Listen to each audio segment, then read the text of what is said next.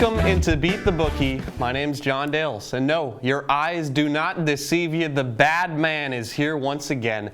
Everybody's done their best to keep me off this anchor desk, but let me tell you, once Ezer and Cristoforo waltzed in here and lost money hand over fist the first 2 weeks, it was time to bring in the real moneymakers, the needle movers, and all due respect to the great setup closer duo of David Robertson and Mariano Rivera. They've got nothing on the duo of Morris and Dales. Let's take a look at what Jacob Morris did last week on the program.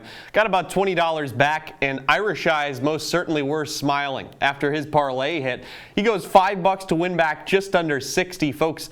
That'll do the job. And as we throw our year-to-date totals on your screen, there you see it. We're headed in the right direction. You start off lower than rock bottom with Cammy's error in week 1.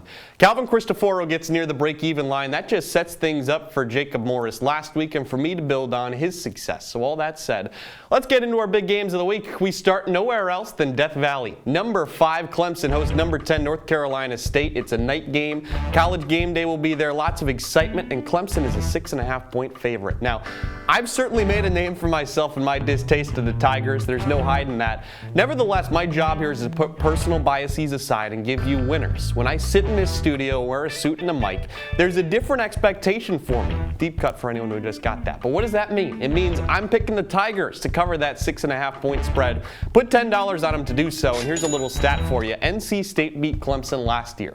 The last team to beat the Tigers 2 years in a row, most would say Ohio State in 2019 and 2020. You forget what the refs did in 2019 to steal that game. So it actually hasn't been since 2014 with Jimbo Fisher and Jameis Winston's Knowles. Now, NC State had to squeak by East Carolina in week 1. Hasn't done anything since then to show me they're legit. I think the Tigers win big. Let's keep talking Cats. How about the Wildcats? Kentucky travels to Oxford in a battle of 2 unbeaten SEC teams.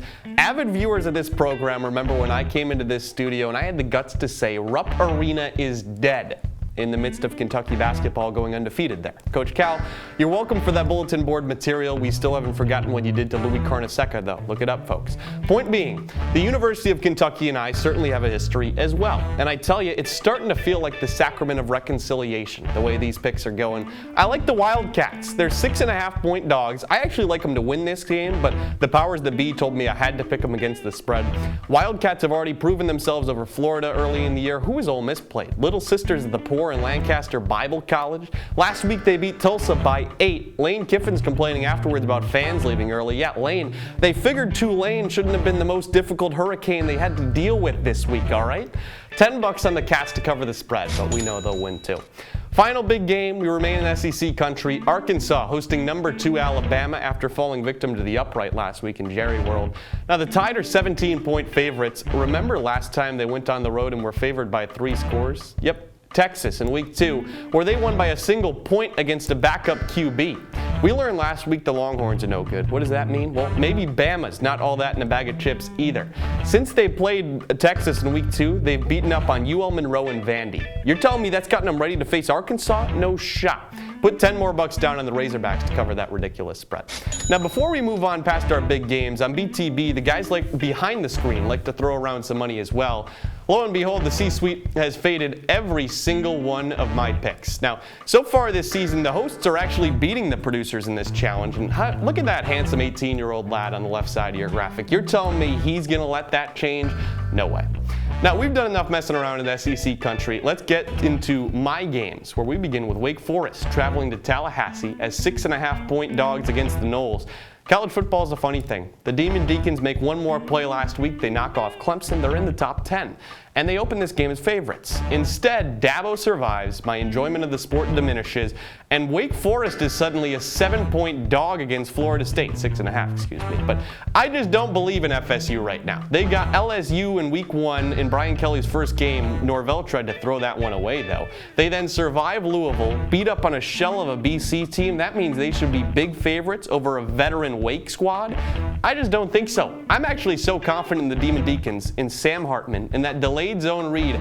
I'm making this my lock of the week, and I'm putting 20 big ones down on Wake Forest to cover that 6.5-point spread. Demon Deek Nation, let's ride. Now, to this point, I've given you a lot of stories so far this year in college football that have caused me pain. We'll get to another one next pick, but to break things up, how about one of the best stories of the season? That's the resurrection of a football program in Lawrence, Kansas. The Jayhawks are 4-0, knocked off Duke last week. They host Iowa State as 3-point dogs. I hate to do this to my good friend Ryan Myers and Ames, but I'm taking the Jayhawks. Iowa State finally exercised those Hawkeye demons earlier this year, but that's a bad Iowa team. They only beat them by 3. Then last week the Cyclones lose at home to Baylor. I just don't see them as the ones that ruined the Disney movie that is Kansas football in 2022. I like Kansas to win against the point spread, that 3-point spread. Put $10 down on it. I also like them to win this game, but you got to be smart with your money. You start making too many underdog money line picks, you end up like Cammy's heir with a 6'8" debt collector named Milos knocking on your door in the morning. Kansas to cover is the pick. Now, enough good stories. Let me go into more detail about the pain college football causes me. More specifically, the Michigan Wolverines remain undefeated. Now, look, I give credit to Jim Harbaugh. He scheduled maybe the weakest non-con I've ever seen. That made his group a little unprepared for the Terps last week, but now they travel to Kinnick as 10.5-point favorites. Every bone in my body tells me you got to pick the Hawkeyes, but listen to me. Iowa's got the worst offense I've seen since Notre Dame in 07. Shout out Demetrius Jones. I may hate Michigan, but they can at least score points. The Hawkeyes can't. 10.5 points isn't enough. I see this one ending like 35-7, so put 10 more down on the Wolverines to cover. And I know what you're saying right now. Hold on, you're picking Clemson and Michigan in the same show. Who are you and what have you done with John Dales? It's a fair question. But I am an objective journalist and an objective investor. I pick the teams I think are going to win, not the ones I want to win. So let's move on to my final game of the week. We used to do a little thing on this program called A Game You've Never Heard Of. As a mid-major supporter, I can't let that die. Let's go to the Sun Belt. Unbeaten James Madison plays host to Texas State. The Dukes are 21.5-point favorites, but logic has long gone out the window in the Sun Belt.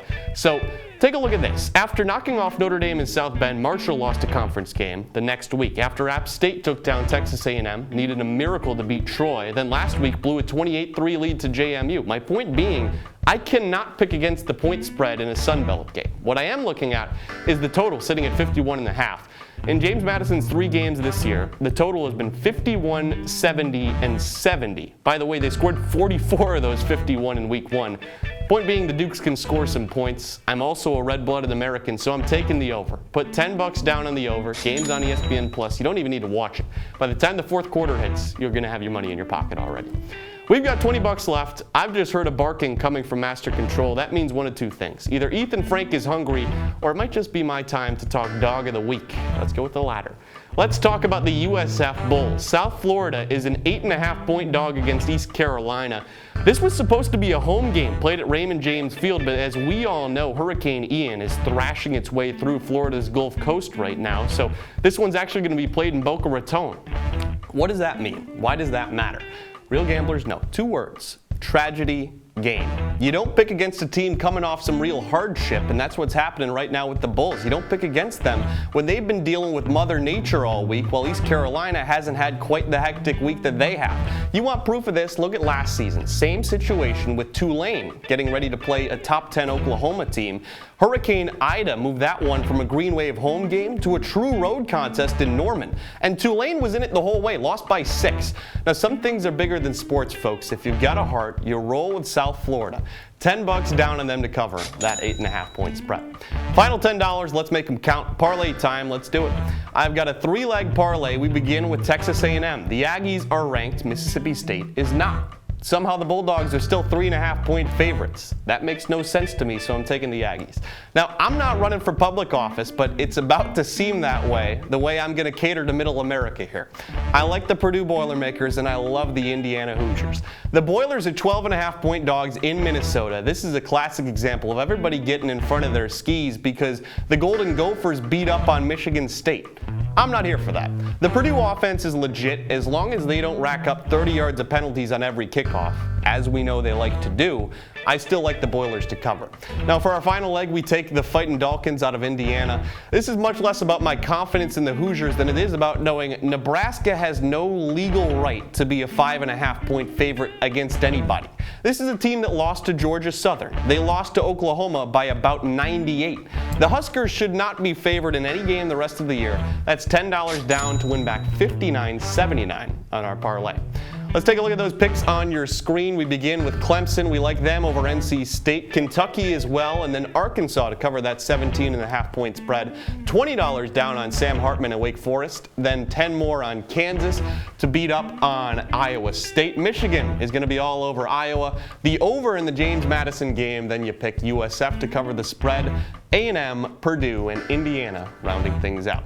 That's all we got on this edition of Beat the Bookie. For our producer team of Braden Reed and Ethan Frank, our entire crew at CitrusTV, I'm John Dale saying, hey, remember, you can always pay for school, but you can't buy class. Thanks for watching.